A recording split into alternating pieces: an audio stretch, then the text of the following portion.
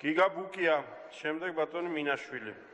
მადლობთ, მოგესალმებით, ბატონო პრემიერო, პირველ რიგში მინდა მადლობა გადაგიხადოთ. განახლებული პროგრამის დაგეგმილი პროექტების დეტალური წარდგენისათვის.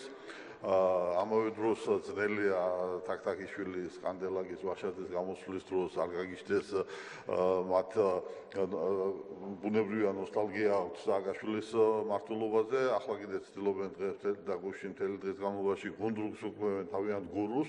ეს გასაგებია და მათი პრობლემაა. საქართველოს მოსახლეობას რეალურად აინტერესებს ის დაგეგმილი პროექტები, ის გეგმები, რითაც დღეს წარდგა განახლებული მთავრობა. მე მინდა ყველას წარმატება გისურვო და პირველი სხვაობა რაც არის წარდგენილი მთავრობის წარმომადგენლები არიან გულწრფელი ადამიანები, ადამიანურები და არა ის ამპარტავანი ჩინოვნიკები, რომლებიც წლების განმავლობაში მართავდნენ ქვეყანას.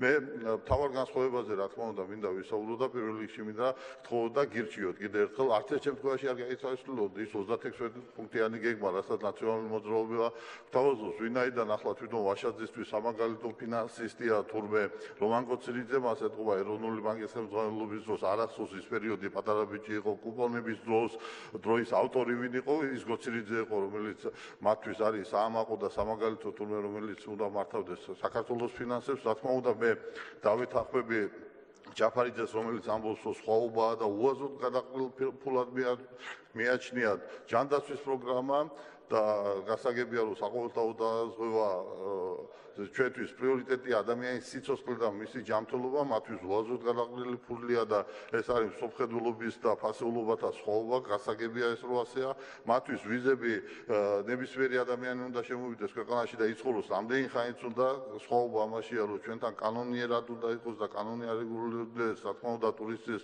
შემოსვლაში ვიზიტორს ხელი არ უნდა შეესაბამოს, მაგრამ ამავე დროს ის პრაქტიკა, როდესაც სააკაშვილი ხელაღები დაარიგა და ვიზე გაანაწილა საქართველოს მოქალაქეობა ეს არ იქნება და ეს რა თქმა უნდა სხვაობა. ამავე დროს თქვენთვის მისაღებია რომ მიწები გაიყიდოს, ყველა მისეყიდოს, ჩვენ ვთვლით რომ ქვეყანაში პირველ რიგში სოფლის მეურნეობა უნდა იყოს და ადგილობრივებს უნდა შეეძლოთ უფრო მეტი ინვესტიცია და დოლარი შექმნა.